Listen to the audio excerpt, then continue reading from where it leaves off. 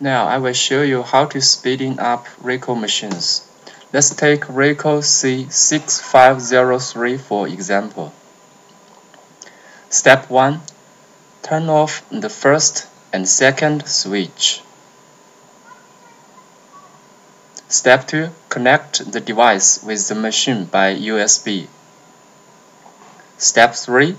Power on. Step 4. Now we can read the speed. As you can see, it's 65.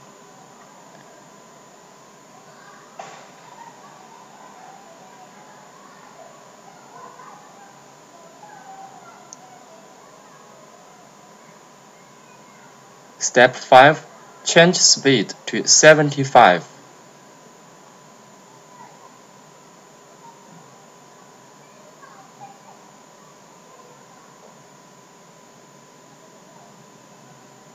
Step 6.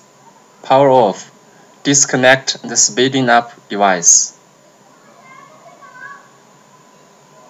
Turn on the first and second switch.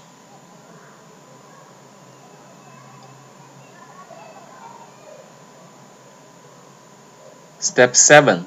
Power on to start the machine. Congratulations, the job is done.